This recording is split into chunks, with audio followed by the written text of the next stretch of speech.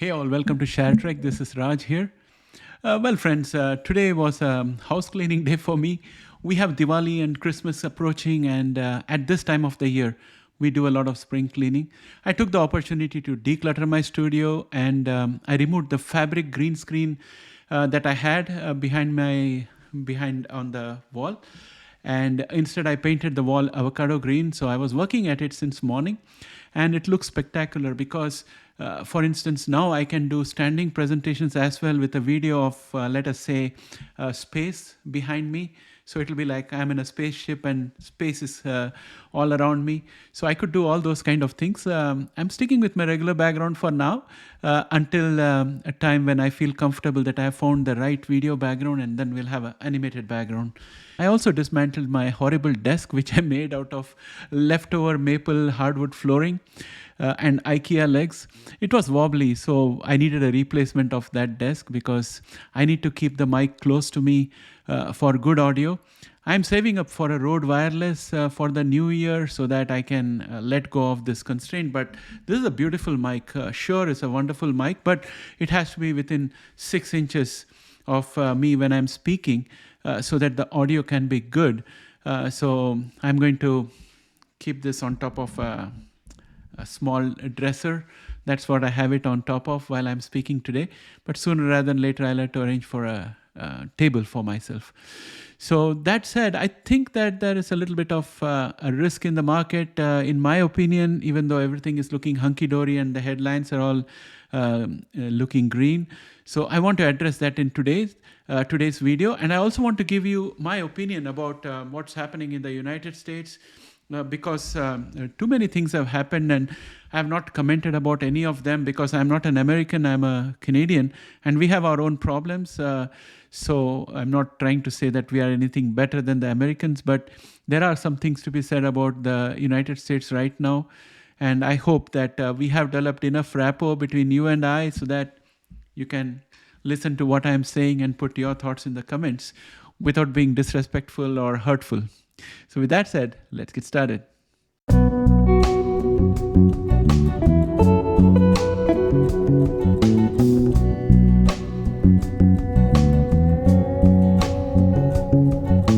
Welcome back, friends. The recent economic updates have been nothing short of impressive.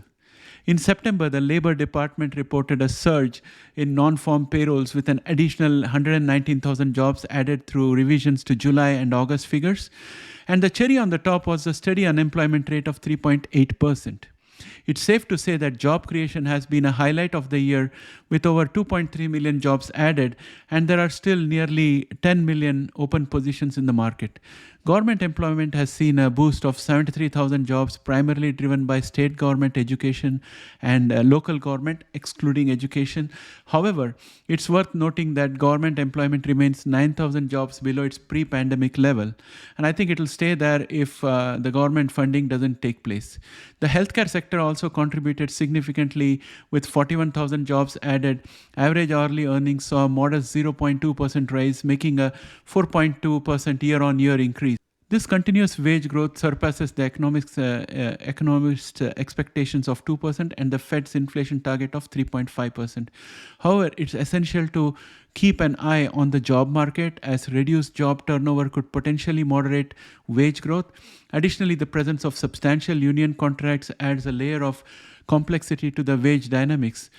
I would rather put a pin on this point and express my thoughts at the end of the video before I do my commentary on the United States. So just keep this in your mind. And going further, inflation, though on a downward trajectory, remains a concern for many. It continues to exert pressure on various aspects of the economy, making things seem less favorable than they should be. And the current economic scenario seems to me to be like a Goldilocks situation. Rising bond yields have strengthened the dollar, which in turn has a dampening effect on inflation because imports become cheaper. However, it wouldn't take much for influential voices to sway the market sentiments. Any indication of raising interest rates from the Feds could trigger a downturn in the stock market. Of particular interest for me are the genomic stocks, and I guess it's the same for you as well, many of which are struggling to generate revenue and have limited cash reserves or a cash runway. In my opinion, only two companies in our watch list, CRSP and BLUE, seem to be positioned to weather this storm. As we approach the Thanksgiving weekend in Canada and a shortened week ahead for us, market activities in Canada are likely to be slow. And however, in the overall context, the anticipation of potential Santa Claus rally looms in the horizon, so we should soon start hearing various experts putting articles about impending Santa Claus rally. I don't remember what happened with last year's Santa Claus rally. My memory is a bit hazy. I don't think we got one, but we hope that this year's rally can propel CRISPR and BLUE to new heights. The question is, can CRISPR reach $65? Can Bluebird reach $5?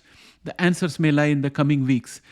In conclusion, I think that the recent economic developments have presented a mixed bag of opportunities and challenges. While job growth remains robust, inflation casts a shadow over the overall economic landscape. Moreover, market speculations, particularly concerning interest rates, could sway the market sentiment either way.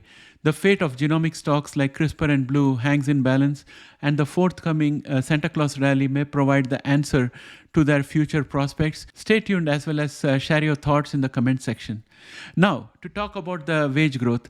The wage growth does not, in my opinion, compensate for all the inflation that has happened so far. That is something the media does not talk about. They say the UAW is asking for 40% wage hike and forget to say that it's over a period of time. It's not in 1 year. Viewers may feel that the UAW is unreasonable for asking 40% increase this year itself. That's not the case. It's spread over a few years.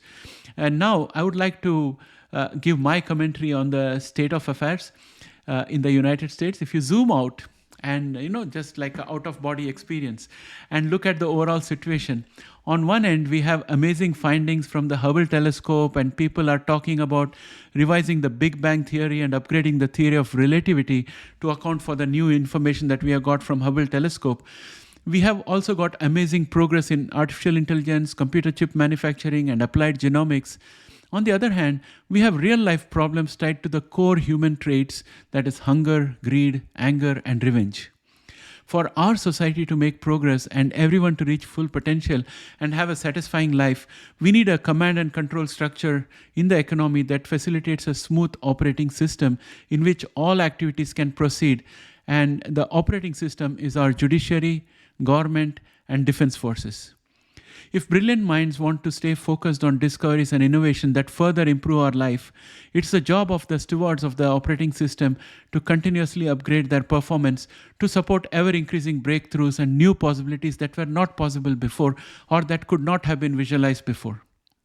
In my opinion, when I read the news, I start to feel that there is an effort to dumb down education, take resources away from educations, and make teaching look like a less desirable occupation. This will not bode well 15 years down the line. The lead Conservative Party candidate for president, which is Trump, seems to think that the government is for him to run for his interest as a family business. He won't even participate in debates. I mean, when you go for a job interview, you have to audition for the job. The job of the President of the United States is the biggest job in the world. And he doesn't even want to audition for it. And there is around 38% of hardcore supporters who will just support him without an audition. They think that he's done a great job before and he's going to do a great job again.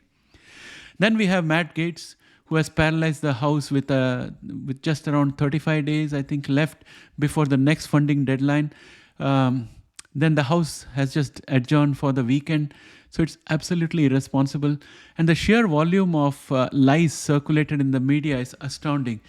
Even if many of the citizens genuinely want a good government, they don't have the right information to make the right decision. There is no consequence for even calling for a civil war on television because of the so-called First Amendment. As a Canadian looking at this mess from outside, it's pretty scary. I don't think that I can say that Canada is any better, but it's not as bad as it is in the United States right now. We have our own problems. we'll have to work on getting them through. But being the custodian of the reserve currency of the world, I think that US is being very, very irresponsible, and there might be Fitch downgrades in the pipeline, and that can create a whole lot of problem. How can NASDAQ and New York Stock Exchange function under a dictatorship where up is down and right is wrong? The employment scene is pretty good and inflation is coming down, yet polls give high points to Trump and low points to Biden when it comes to managing the economy. The question is whether the Americans who participated in the survey are dumb, or are they in a cult, or is there a section of the media which has been spinning lies and subverting the truth so powerful that a good portion of the population which can decide the next president is misinformed? So right now, the MAGA faction has pushed America into the most vulnerable position. First, Tuberville has delayed military appointments, and there is a backlog. Second, Matt Gaetz has brought the House to a stop, and this will impact the next round of government funding. And this is exactly when we are seeing the world starting to unravel. Hamas has bombed Israel. Russia and Ukraine are already at loggerheads. And this is when I think the next shoe can drop, which is China, which might decide to do something about Taiwan, knowing that the US government is paralyzed and stretched out. Years of building soft power and leading the world earned the presidency the nickname of the leader of the free world. So any American president was called the leader of the free world. A single term of the Trump presidency has tarnished the office of the President of the United States. It's also degraded the language and political discourse in American politics. This will dissuade good people from entering politics and thus lead to the decline of America unless the GOP grows a spine and takes back its party. I think the GOP should not mind losing this election so that it can take back its party and restore it to its former respectable self and reset the level and quality of political discourse in the United States. So friends, that's what I think needs to happen, because right now people in the House of Representatives and Senate are worried of getting doxxed, and they're worried for their family. So there is a lot of loose talk happening, and also there are people on the media who are actually talking really toxic things, and nobody is taking any action on them. So it's all looking dysfunctional, my friends. I hope those of our American audience who are there watching this show can put their comments below. Please be respectful. If you have a different opinion, we can agree to disagree. Let us maintain our relationships, but put your thoughts down there.